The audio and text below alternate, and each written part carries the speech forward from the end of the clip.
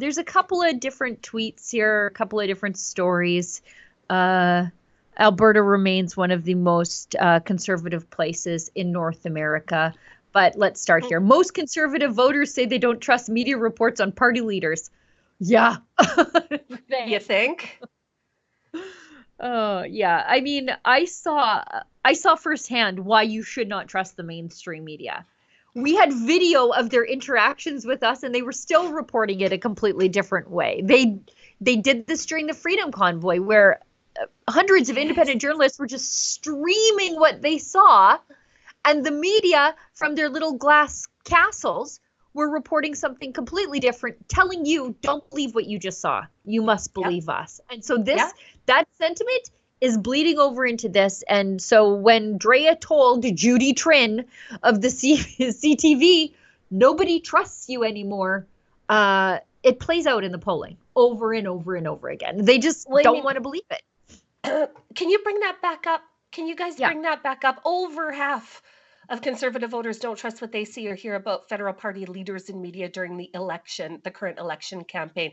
56% of people who identified as conservatives in the Leger poll said they had little trust or none at all in media reports about party leaders. Whoa, okay, you know what this says to me is people that self-identify as conservatives are the smartest people in the nation, because they are trusting what their eyes and ears are saying. They do not take the mainstream media's word for it, and they are looking at the entire industry with a great deal of suspicion, because the industry has fomented this. I mean, they have asked for this themselves.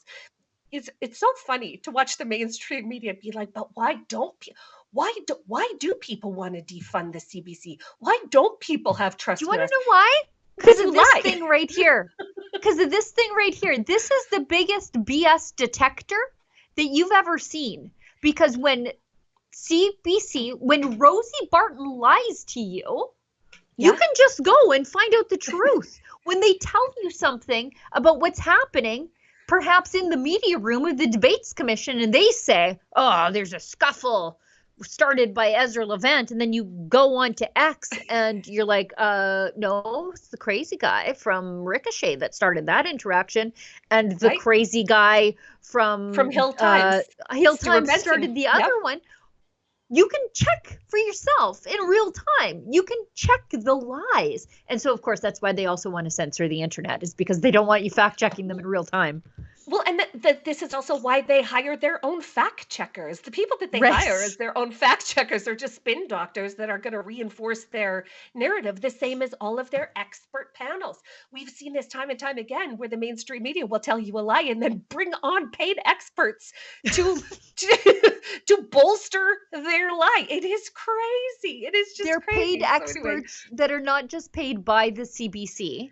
They're paid experts, but also paid by the federal government usually to support the federal government. We'll get to one of those in a minute here. Can't wait.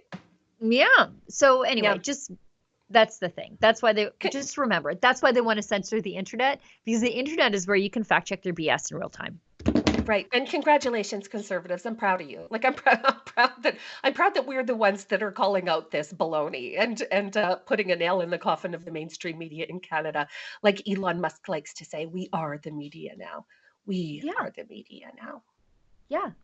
I think it was in 2010, maybe 2012, Andrew Breitbart said that the new media is picking up where the old media failed. And that was... and the mainstream media at the time didn't listen to him, didn't realize time to pivot. Somebody's going to eat your lunch. They are the candlestick makers at the dawn of the light bulb times. That's right. That is the truth. Yes. Okay, let's go into these federal polls from Alberta. Now, this is why I'm like, Alberta remains one of the most wonderful places to live on the face of the earth. I could work for Tourism Alberta. I really could.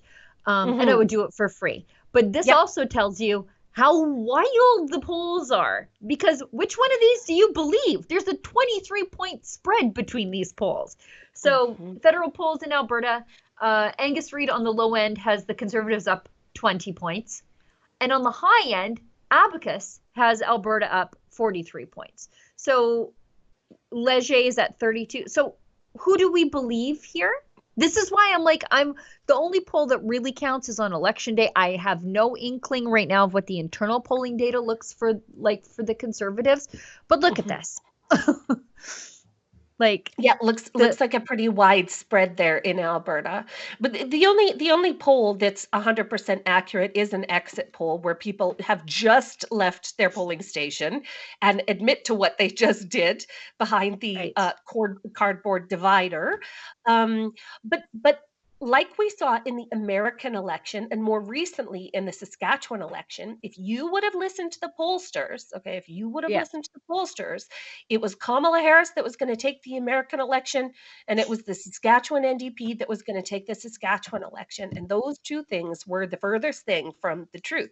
So I think that you must look at polls with at least a tiny grain of salt, okay? At least a tiny grain of salt. You have to understand the way that they work, that they curate their lists, that the people that they approach may have a bias one way or the other, and depending on their funding structure. Pollsters make their money off of working for, many of them do anyway, making their money off of working for the federal government, taking federal grants, exactly like the media does. So you must sort of eye it with a great deal of suspicion. But I mean, do we think that Alberta is going to go Liberal? Alberta or Saskatchewan is going to go Liberal? Like, absolutely not. Like, it's just not going to happen. No. Yeah. It's, I don't know. I think I mean, yes, of course, the Conservatives are polling high in Alberta, higher than normal. But I think because more is at stake right now than ever before. The fate of Confederation plays out in this election as much as the Eastern voters and selfish Eastern boomers don't want to admit. It really is about the fate of Confederation. But also, like, look at these polls. A 23-point split between the low end and the high end. Yeah. You know, come on. Yeah, that's a pretty big deviation. And you have to consider that there is a Western separatist movement afoot right now. And so those liberal numbers will be propped up by those Western separatists who are actually saying out loud, right, if Carney or the Liberals pull off another win, then we are gone. And so a great many of those people that answered their voting Liberal are actually Western separatists that are wishing to speed up the process. So yeah, there is some of that too. I also see that the PPC numbers are as low as the Greens in Alberta. I don't know if you saw that. Maybe we can bring that back up. But you know what? I think that is in response to people who, let's pull down. Let's roll down. We have to like scroll way down. Yeah. Oh, sorry. Let's go back up. Just on the map there, you can see at the bottom there, you can see greens and purples at the very bottom. Yeah. That's the PPCs and the Greens. And here's the thing. There are a lot of people who feel a lot of affinity with the PPC policies, but they are not going to risk a vote split. And that's just the practicality of it. And we know that I think it was 20 or 22 ridings that went to the Liberals because of a vote split last time, including Edmonton Centre. Yeah. That's how we got Randy Boissonneau. Okay, both of them.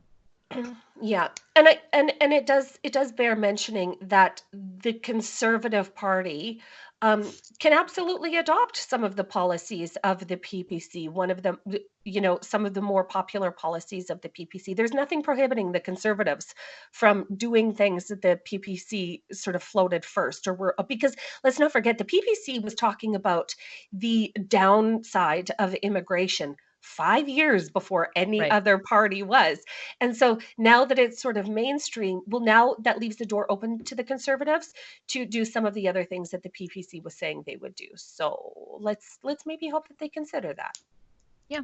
There's always change to be made from within. That's what Wild Rose voters did when the party joined the PCs here in Alberta. They basically ran the place from the inside. They said, we're going to get involved at the EDA level and then make our policy submissions at the AGM and get all of those things done. And so I'm for internal coups. Without question. If they go in the right direction, that's for sure. Yep.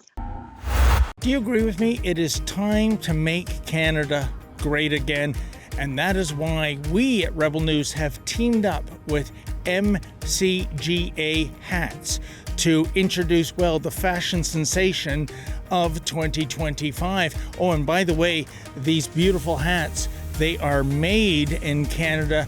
We don't rely on cheap imports coming over from China. So what are you waiting for, folks? Show your pride. This is the perfect thing for a patriot to wear, or maybe there's a patriot in your life that you would like to gift such a hat. Please go to mcgahats.ca. That's mcgahats.ca. Don't be shy about it. Wear this cap. Let everybody know you want to make Canada great again.